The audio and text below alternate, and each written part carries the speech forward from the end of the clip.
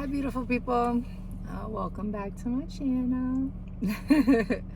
I think it's been enough videos for now. I could say that. Like, I could have probably said it at 2, but just something feels right about saying it now.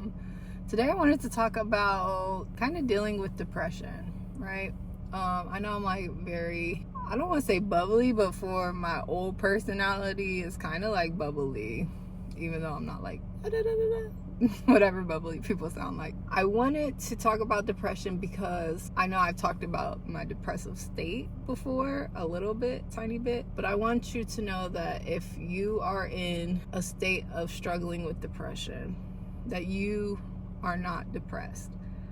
We talked about this when we talked about affirmations. You don't say I am depressed, you say I am dealing with, I am living with, right? Because when you say I am, like when you're talking to your friends or your doctor or whatever, you're affirming within your body that you are.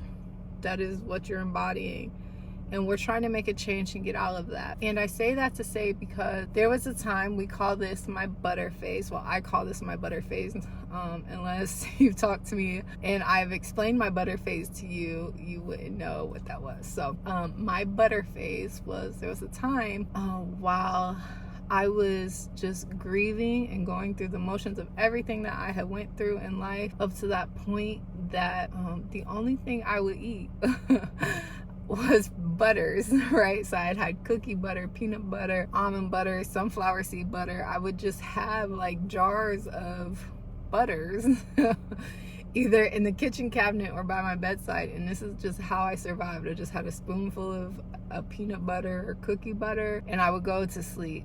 And I would sleep, if I didn't have to work, upwards to like 16, 17 hours a day.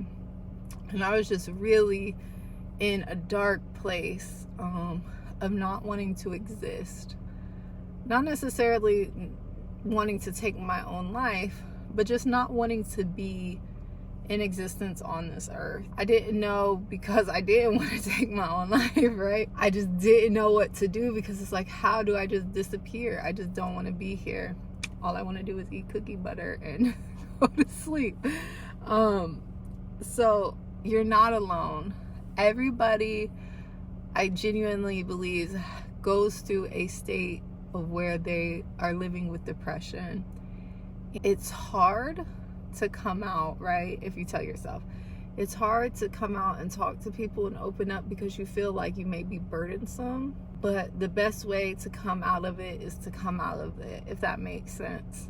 And I want to just kind of talk to you about little things that I did to help get me out. Remember that depression, or anything rather, when you're trying to make that change, it's done little by little, right? Think of it as building like a brick house or something. You do it one brick at a time, and that sounds very cliche or corny or whatever, and you're like, yeah, whatever. But when you're in that depressive mind state and you're thinking about trying to get to that end goal, you can really shut yourself down by like looking at all the things you have to do to get there versus looking at the little things one by one, right? So just keep in mind that your goal is not out of reach. You just have to take little steps to get there, and those little steps do matter. So some of the things that we can do to help, and this really did help me. I remember the first time I had a depressive state was at the gym, and I was on the Stairmaster, and so there was like finally a release, right? I broke down and I cried, and that physical pain of being at the gym and my heartbeat like rapidly increased, it just let me have the ability to flow. So I know it's hard because there was times I didn't, like, in order to shower, I just had to lay like in the shower. I didn't take a bath. I just laid or sat at the bottom of the tub and like let water wash over me. And it was not good. Like, it was not easy to be physically active. And I know depression can alter our change our brains and how we move and think and operate. But the best thing that you can do, and we talked about this before, is move your body somehow. Whether you go for a walk outside, which would be preferred because you have the sunshine, you have the fresh air, you have the change of scenery, but walk on a treadmill or take walks around your apartment building. I don't know, like whatever it works for you, or just stretch and move, but some physical activity.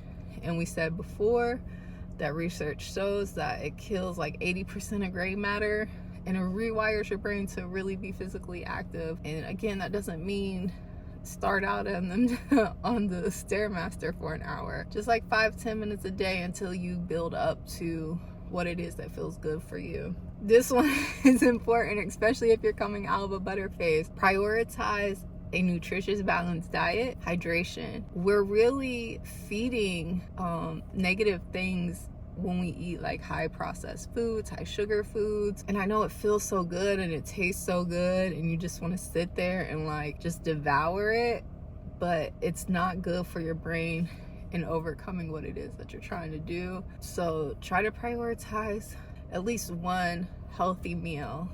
You know, remember, it's a stepping stone. So I'm not saying like go create 21 meals so you have 3 days of, or 3 meals a day for a week, but try to prioritize at least one healthy meal to break up that intake of food that's not really playing good towards your mental. This one, some people experience lots of sleep when they're depressed. Some people experience little sleep. Find a healthy sleeping pattern and habit.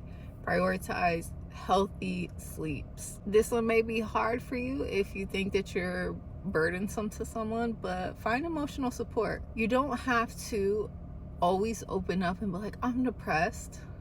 Just having someone to take you out of your everyday thought cycle, a friend that can make you laugh, or a family member that you can go out of the house and do stuff with that doesn't feel like it's too much on your world at this moment in time. Some people, counseling and therapy work. You think that you need that person, try that. For a long time I thought I did, and I did for like 6 months, and it worked to just vent and get it out. But as I started to understand my brain a little bit more, it just wasn't something I needed for me anymore.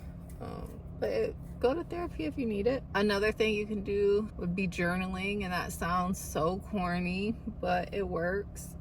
Whether it's just like write arg, like I would just like write grunt sounds and just scribble and color, like things to help express emotion. I think journaling is a very safe way, especially if you like to be to yourself and not tell everybody what's going on. We talked about it being stepping stones, so celebrate when you get those milestones for yourself.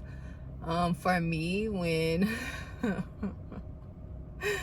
I had a very good friend of mine that I would text. So like when I got up and showered and brushed my hair, she'd like always like just send me like celebratory texts, or be like, okay, well, let's go out and, you know, let's go to the park or do something. Let's just get you out because you did something like simple as brush my hair without like, I'm laughing at it now, but it's just like, that was very hard. It was super hard for me. Have gentle routine.